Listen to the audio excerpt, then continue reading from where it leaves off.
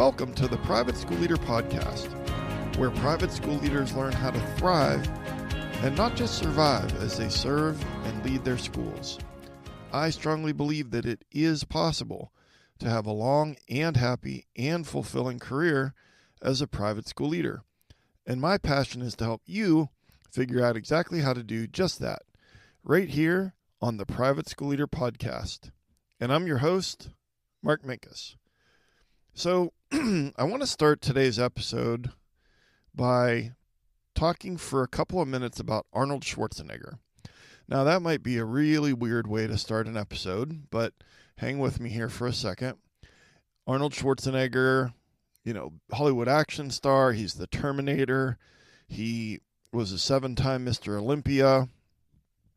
When he was at his peak, he could bench press over 500 pounds, and he kind of redefined bodybuilding and became iconic because of his size and because of his strength and his muscles. And so the brand that he built was this powerful, huge, muscular action star, strong and muscular. And so those were his strengths. But his biggest strengths also came with some weaknesses. So, for example, think about it. Flexibility, not his thing. If you wanted fine motor skills, fine motor precision, imagine asking Arnold Schwarzenegger at his peak to thread a needle. Probably not going to happen. Probably going to be super difficult. And early in his career, his size actually kept him from getting roles before he used his size to become famous as an action hero. And so my point in bringing up Arnold Schwarzenegger is that there are people that have strengths, and sometimes those strengths can also be a weakness in other areas. And as private school leaders, sometimes our greatest strengths can quietly become a liability, a blind spot, a weakness if we're not paying attention. And so on today's episode of the Private School Leader Podcast, we're going to discuss how your biggest strength might also be your biggest weakness. And I just have a quick question for you. Have you ever had a parent issue at school that followed you home? Have you ever had an issue with a parent and that issue then was living rent-free in your head for the rest of the evening, and maybe you have trouble falling asleep? And I decided after years of that I didn't want parent issues keeping me from being present with my family, and I didn't want parent issues to make it super difficult for me to fall asleep. I didn't want all of those parent issues in my head all the time. And that's why I created Parent Academy. So now you have a step-by-step framework where I can teach you everything that I did over my 33-year career to build successful relationships with thousands of parents. I've packaged all of the knowledge and the skills and everything that you need into an online course called Parent Academy.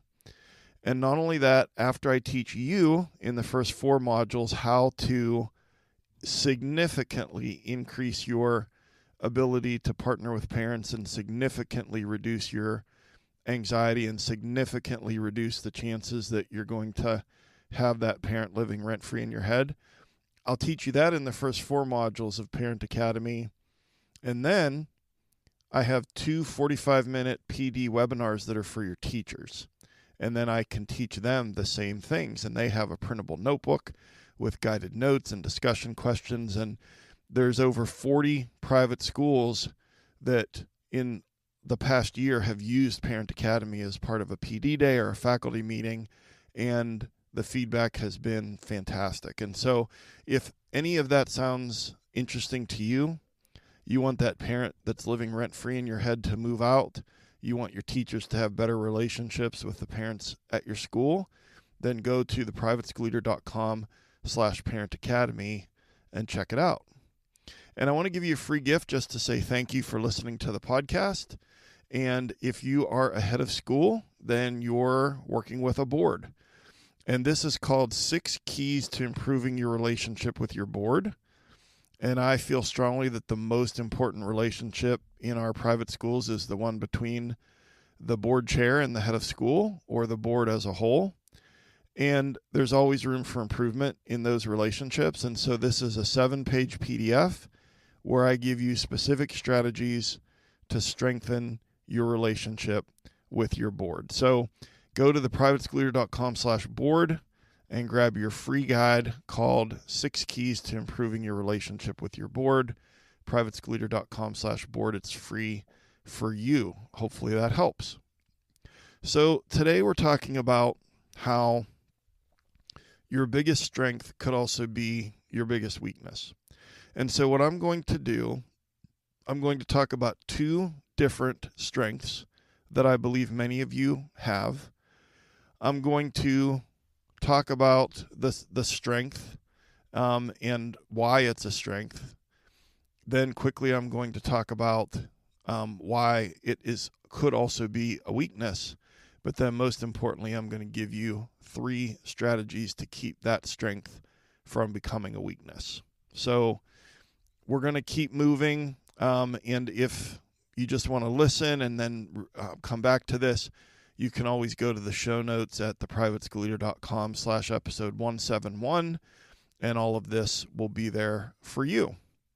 So my first thing that I've been thinking about is that your strength, you have a strength that is, you have a bias towards action and a bias towards problem solving and a bias towards doing things quickly and efficiently. Okay? So those are a strength. That's a huge strength for you as a private school leader. And so the reason that it's a strength, I just jotted down a couple reasons. Number 1, you earn trust by delivering results. When you're that dependable person that people call on because they know that that you'll handle it, then that builds trust. It builds confidence in you. You're displaying competence. So that makes sense. And then another thing is that I believe that you can build psychological safety because you're reducing uncertainty. In other words, I think that the teachers, the kids, even sometimes the parents, they feel safer when they see you as the leader, clearly running the school, clearly steering the ship, solving problems quickly. Like I said, a bias towards action, immediately doing what needs to be done and doing it quickly and doing it well. And then it's a way for you to earn respect because you're a person that just gets things done. So that's all great. That's wonderful. And those are strengths, and they've helped you to get where you are today and to be a good leader. But I want to talk for a minute about how you having a bias towards action and a bias towards problem solving and a bias towards doing everything quickly could actually be your biggest weakness. So number 1, it's a weakness when you end up doing everything yourself. And here's the thing. When you have the bias towards action, the bias towards problem solving, the bias towards doing it quickly, you know what happens? You just do it. And you never pause to think about who else could do it. You just don't spend any time thinking about it. You just spend time immediately jumping in and doing the thing because it's faster if you do it yourself than to try to explain it. I get that. But I also believe that many of you that are listening are spending way too much time doing things that others could do at the expense of working on things that only you can do. So let me say that again. I believe that a lot of you that are listening are spending way too much time on things that other people could do at the expense of working on things that only you can do. And I'll come back to that when I talk about the strategy that can help prevent turning this strength into a weakness. So how else could this strength become a weakness, this bias towards action and problem solving? Number 2, You listen with the intent to respond. I used to do that. I still do that sometimes. Because here's the thing. Every single person listening to this has probably done this. Maybe you've done it today. I've certainly done it within the past couple of days. Is that when someone's talking and they're presenting a problem, because you have a bias towards action and a bias towards problem solving, sometimes we immediately are listening with the intent to respond. We've already begun solving the problem in our mind, and we're just waiting for them to stop talking so that we can quickly start to give them the solution. And listening with the intent to respond is not listening, because it is very difficult for the brain to effectively do more than one thing at a time. And so listening with the intent to respond isn't really listening, but that's what we do when we have this strong bias towards action and problem solving. We just want to get to it and get it solved. And then the third reason why this strength could become a weakness, and I want you to catch this because I think this one's pretty important, is you unintentionally train your staff to be overly dependent on you. You're the bottleneck. They bring you problems instead of just doing that one more thing to handle it themselves.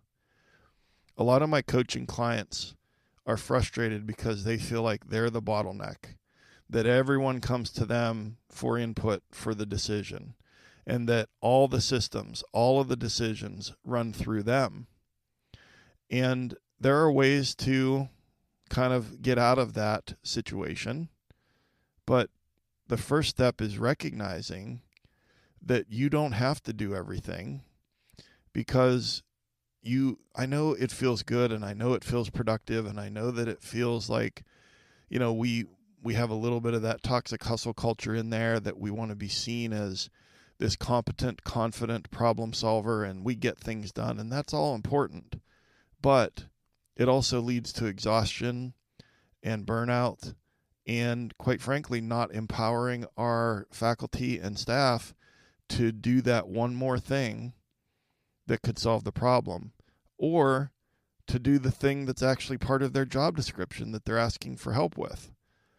And so instead of us listening and giving it back, they hand us that crying baby problem, and we just are like, I'll take care of it, because we take care of everything. So sometimes that bias towards action, problem solving, and doing things quickly can become a weakness. So I want to give you 3 strategies to keep from having this strength become a weakness for you. So how can we keep the strength of action, problem solving, doing things quickly? How can we keep that from becoming a weakness? All right, let me give you 3 strategies. Number 1 is to pause. To just literally pause. And Viktor Frankl, in Man's Search for Meaning, he talks about how between stimulus and response there's a space. And in that space lies our freedom to choose, and that's where our power comes from. I think that one of the things that private school leaders do very infrequently is pause. We just do, because that's how we get through the day, and that's how we get through the week, and that's how we get through the school year. But that is a recipe for, like I said, exhaustion and burnout and other problems. And so pause, to just pause between that stimulus and response. The stimulus is there's a problem. And if there's no pause, you're going to immediately take ownership of that problem, and you're going to start working on the solution. So how do we slow things down? When a problem is presented, instead of immediately springing into action like we always do, is to pause. And then what are we going to do when we pause? Well, that's number 2. The number 2 strategy is we're going to ask who before asking how. We're going to ask who before asking how. And so I want to give you an example of this. I saw this unfold right before my eyes. last month I was on a coaching call with one of my clients, and Joe was on the screen, and Joe is an example of someone who is very, very, very hardworking, biased towards action, biased towards problem solving, high motor, high motivation, high energy, quickly solving problems, boom, boom, boom, like a lot of you that are listening right now, all right? So I'm on a coaching call with Joe, and we had been working on this issue of this becoming a strength because he was doing a lot and I needed him to empower his teachers more. And in that moment, it was after school, and he's there and the walkie-talkie goes off and it says, I can hear it say that, hey, there's a construction vehicle that's blocking the entrance to the parking lot, and there's a basketball practice and the parents aren't going to be able to get in to pick up the kids. And Joe stood halfway up because he was going to go solve it. Okay.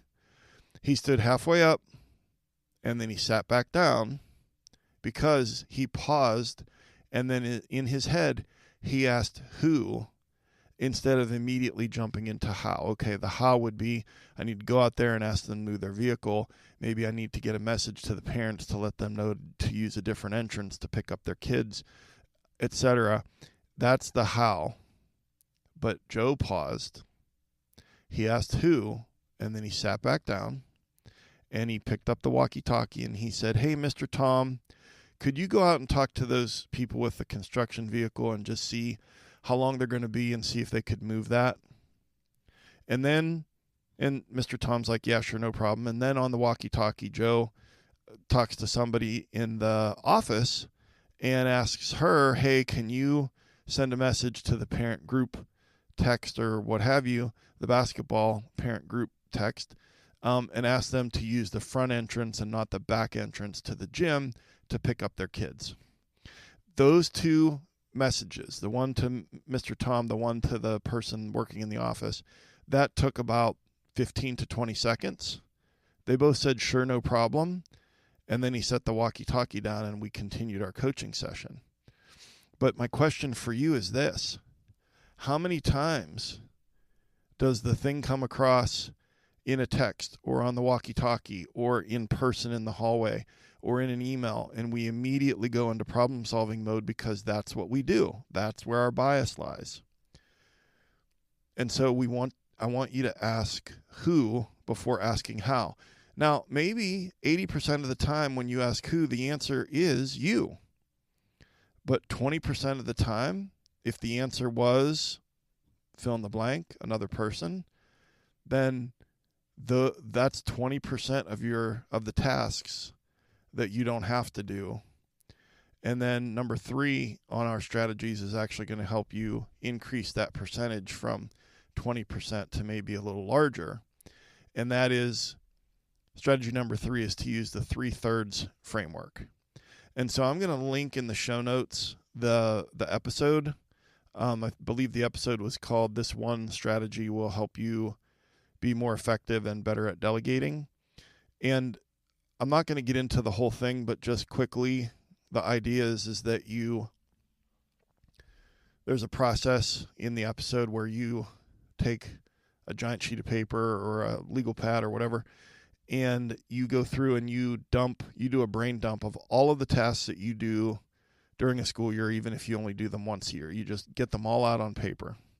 And you're going to look at your school calendar and your Google Drive and your emails and your Google Calendar and the yearbook and the memos and just things that will spur your thinking on all of the things that you do, because I would venture to guess that if you tried to write down from memory all the things that you do, you'd probably write down about 50% of the things that you do. Okay? So just imagine that you've done a brain dump. And then step 2 is that you then take those and you rank them most important to least important. So let's just say there's 300 tasks and you rank them most important to least important. And then it's called the 3/3 strategy because you're going to draw a line at 1/3, which in our example is under the number 100 task and under the number 200 task. Now you've got a top third, a middle third, and a bottom third. And the top third are things that only you can do. The middle third are things that you can do with others. And the bottom third, most of those things are things that you shouldn't be doing. And then you look at the bottom third, and then you start asking who, and you start putting names next to those tasks. Now, it isn't going to delegate every single task on the bottom third, but here's the problem. The reason that most leaders, school leaders, don't delegate tasks is because they've never gotten the clarity around what tasks they can delegate. And most of the things in the bottom third are actually in someone else's job description. Okay, I want to say that again. Most of the things when you do this and you come up with your bottom third of tasks, most of those things are in someone else's job description. And you're not a jerk to ask someone to do something that they're supposed to do. So I'll link that in the show notes, that episode, and that might be something that you want to try.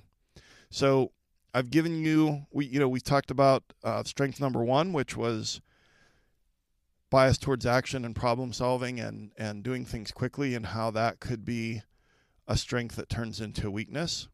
But the second one that I want to talk about that is a strength of yours is to have high emotional intelligence and high empathy. Okay? So really high in emotional intelligence, really high in empathy. You feel what others feel. You have a big heart. Your heart is like a sponge. Like, this is super important for you to be an excellent private school leader, and it's a strength. And it's a strength because, number one, you build deep trust. People want to feel seen. People want to feel heard. People want to feel valued. And that's becoming more and more rare, and especially in the increase of AI content.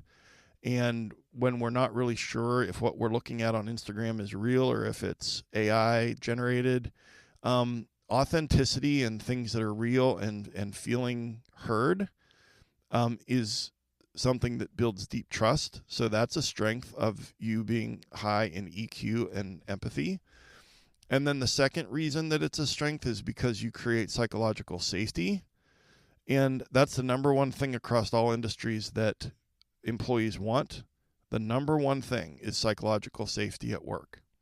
And when you're honest and you're empathic and you're a good communicator and you treat your teachers like people first and employees second, you're going to create psychological safety at your school. And that's going to lead to higher retention rates for staff and students. It's going to lead to better teacher morale and so on. And then the third reason why this is a strength, and there are many more than 3 reasons, but the third reason is that you lead with empathy. Okay. And so when you put on those empathy goggles, quote unquote, and you can see that issue from the other person's perspective, instead of just getting defensive and just immediately trying to solve the problem, when you can lead with empathy, you become a much better leader. So those are strengths. Those are huge strengths for a private school leader. But I want to give you 3 quick ways that having high emotional intelligence and high empathy could be a weakness for you.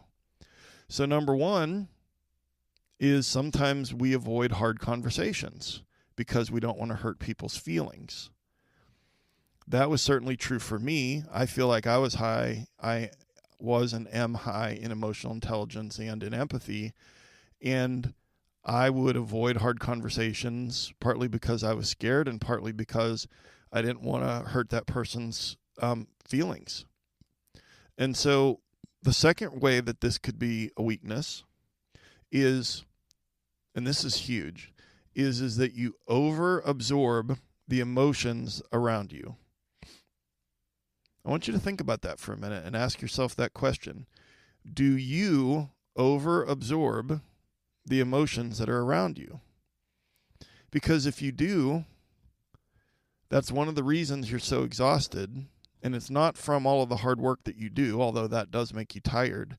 I think the thing that pushes you from tired to exhausted is the emotional weight of carrying everybody else's emotions.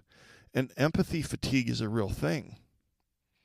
And if your heart is like a sponge and you're just absorbing all of those emotions around you in the name of being a good leader, that's great until it's not, because eventually a sponge stops working. When it gets too full, it doesn't work. Sponges are supposed to absorb water and you squeeze it out and you wipe things and so on and so forth, but an absolutely saturated sponge doesn't work. And so you might overabsorb the emotions of everyone around you, and that could be a weakness. And then the third way that this could be a weakness, you being high in emotional intelligence and high empathy, is that, and I'm going to say we because this is true about me, we're indirect in the name of kindness. We think that it being indirect and being vague and not really giving that honest feedback, not really saying the last 10%, that's being kind. But Brene Brown says, clear is kind, unclear is unkind. Unclear leadership is unkind. And so I've done it. Maybe you've done it. But when we're high in emotional intelligence and high in empathy, sometimes that strength can become a weakness. So let's wrap it up by giving you 3 strategies to avoid letting this strength become a weakness. Okay. So number 1 is to make sure that you're always pairing empathy with expectations. And this was something I got better at later in my career. But you can show empathy. The person, you're giving them honest feedback. And they're like, yeah, I know I've been late, and I know I haven't been updating my grade book, and I know that I haven't been posting my homework assignments and all that stuff, but, I've got, this going on in my life and so on and so forth. And you can be like, that sounds really hard. I understand. And to show that empathy, to acknowledge their feelings, and then to say, and then here's what I need you to do.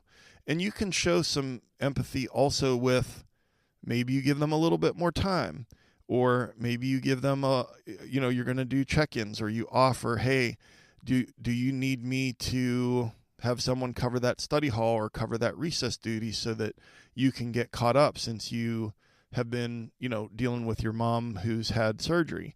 I'm not saying that pairing empathy with expectations is just this binary thing where it's empathy at the beginning and then we flip a switch and then we're just like all about expectations with no empathy or sympathy or compassion. But I think that we sometimes go to the extreme where it's empathy, and it's not expectations. And then we don't hold people accountable, and that leads to all kinds of problems. So pairing empathy with expectations can help from letting this strength become a weakness. Number 2 strategy is to guard your heart. I think it's important that we guard our hearts as private school leaders better than we currently do. And I will link the episode. I forget the title exactly, but it was the gist of it is that sometimes I think the title of the episode was like, are you more saturated sponge or Teflon skillet? Something along those lines. But anyways, I'll link it in the show notes at theprivateschoolleader.com/episode 171. Guard your heart. And what I talked about in that episode is that sometimes you need to do a heart transplant. And I asked you to envision a stick figure that has a sponge for a heart. And most of the day that works for you. But there are some times when you meet with a parent, or maybe you go into a board meeting, or maybe when you're opening up the parent survey results, where you need to do a transplant and put a Teflon skillet. Now, I want you to imagine a stick figure with a Teflon skillet for a heart, and to do that transplant so that things can bounce off a little bit more because you can't absorb everything. And too many private school leaders are not guarding their hearts. They're absorbing all the emotions from everyone around them. And then at the end of the day, when they leave, they've got nothing left to give to themselves, to their spouse or partner, and to their family. And then they feel guilty about that.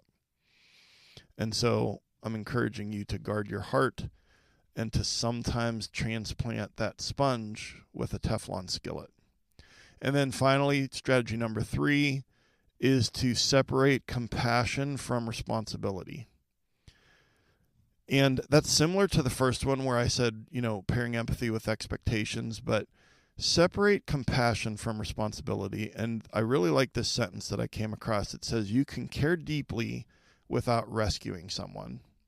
You can care deeply without rescuing someone.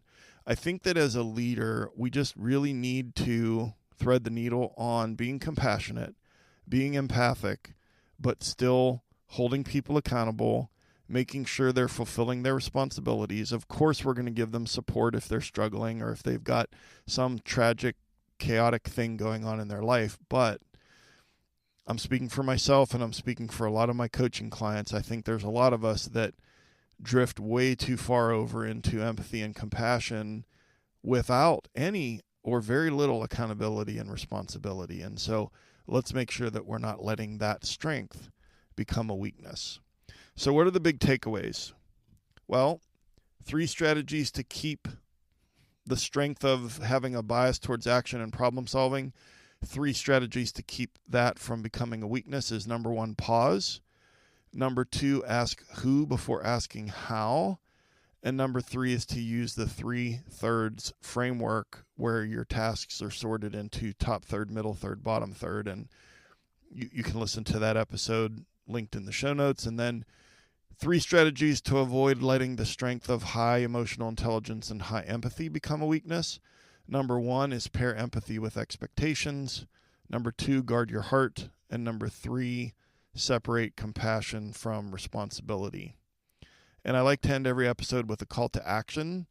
So this week, I'd like for you to take 15 minutes to think about where your strength might also be a weakness, and then take one action from this episode to make it better. So a quick reminder, Parent Academy, it's all there for you and for your teachers, privateschoolleader.com/Parent Academy. And then a free gift for you, 7 steps to having successful meetings. 6 steps to having better relationships with your board.